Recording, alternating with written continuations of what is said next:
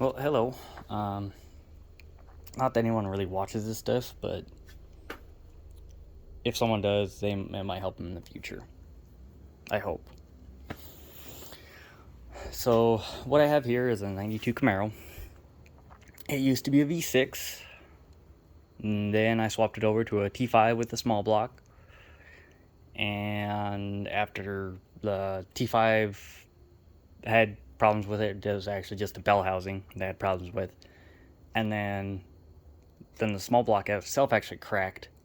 So I got rid of both of those, and then didn't know what the fuck to do with it, and well, came up with this idea.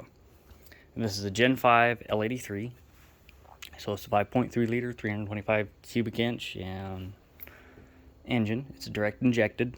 It came out of a 2016 Silverado. I have some other videos, they mentioned that as well. The intake is not the truck intake, this is the Camaro intake. And then I have the Camaro throttle body as well. They have bolts right on, it's no big deal. So what I have done though is some interesting stuff. This thing is mated to a T56 from a 4th gen Camaro that I've had rebuilt. So I'm really excited to drive this. I'm getting super close.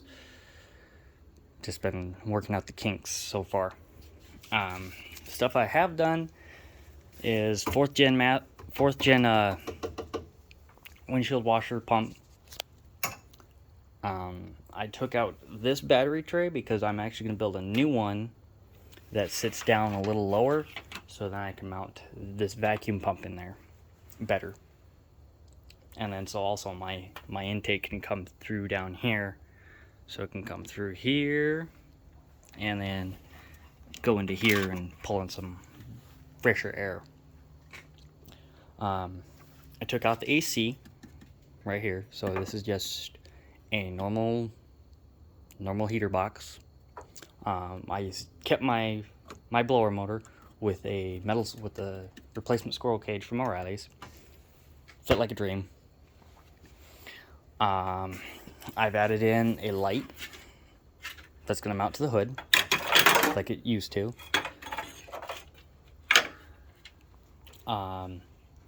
This right here is to the vacuum pump that controls inside. It actually works. My idea was not super crazy, and it actually worked. These wires are going to go to the vacuum pump and turn it on and off. I haven't decided how I'm going to do it just yet, because I have it wired in. This was actually supposed to go to the fan and run the fan all the time, but I decided against that. So now they're going to get repurposed and go to the vacuum pump, which is also out of a Chevy Silverado as well. So yeah, that will actually produces enough vacuum. It can run your brake booster as well. If you have running too large of a cam, you can use it to power your brakes, which it probably will eventually happen. So I have the Corvette power steering pump right there. And then I've also managed to route the belt. This is how I've had the belt routed. If you could see, there you go. It was a learning curve how to figure out how to route this belt. I'm going to be ordering some silicone hoses. They're going to go made all this stuff up.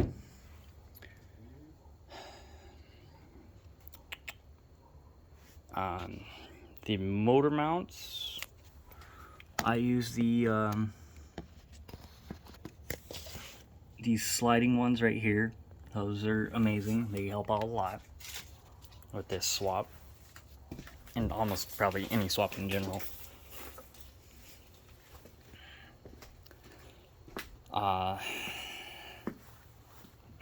Brake lines. So I'm running a -3 brake line right here, and then I have my -4 right here, which I've got to order two more of these 90-degree fittings, and it'll shorten up the hose length right there. I've just wired in my fan controller right here, and it goes in, it runs both fans, and then the controller is actually right below the knock sensor. I don't know if you can see it, but this wire right here, that it goes right below that, and that's part of the that goes to the knock sensor. That goes to the fan controller. Is where that goes. I'm running a catch can as well, because I've read out about how much this stuff can, how much crap builds up, and so I decided to run that. I put that in. That's why it's running like that. Just run your generic fuel pressure regulator.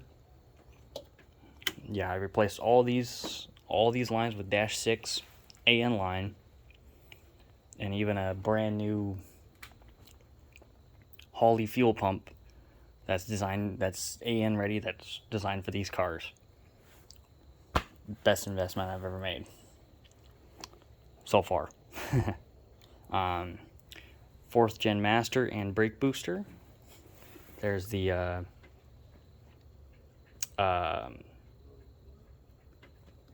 not master, there's the fluid reservoir for the clutch.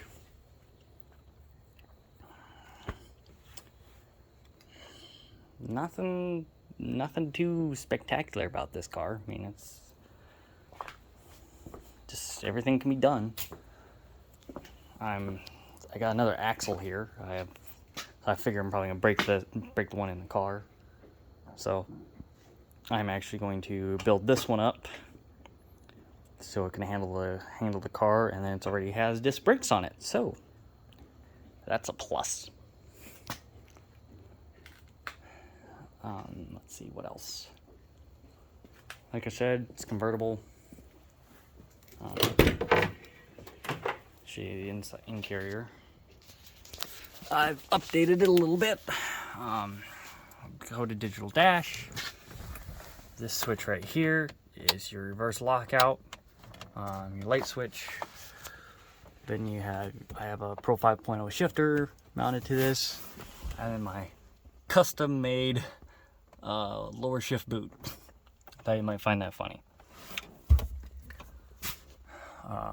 Fan controls, everything in there works. Oh yeah, so this is really important. What really helps us swap is this pedal is out of a 2016 Camaro. Super important, but it's fly-by-wire. That's kind of awesome. Clutch, brake, obviously, I converted this over. Yeah, it looks like a rat's nest in here, but I'm getting there. The column is actually out of an 89. So that's why it might look a little different. This is out of an 89. The column's out of an 89 Camaro. So there's that. But yeah, it's come a long way.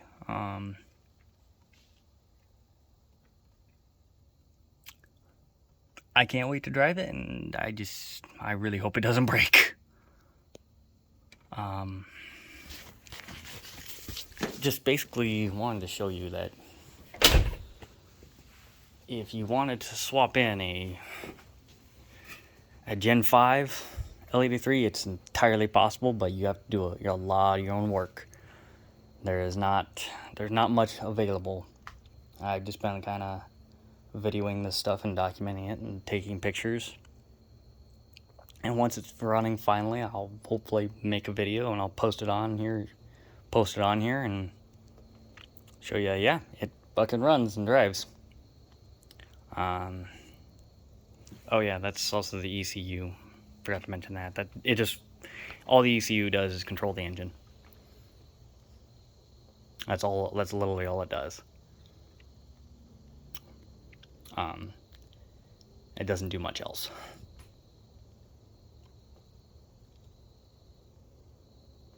So, with that, I hope everyone has a good evening and has a good and blessed evening, any questions, go ahead and post a comment. I don't really care. Hopefully this helps somebody out eventually. All right, bye.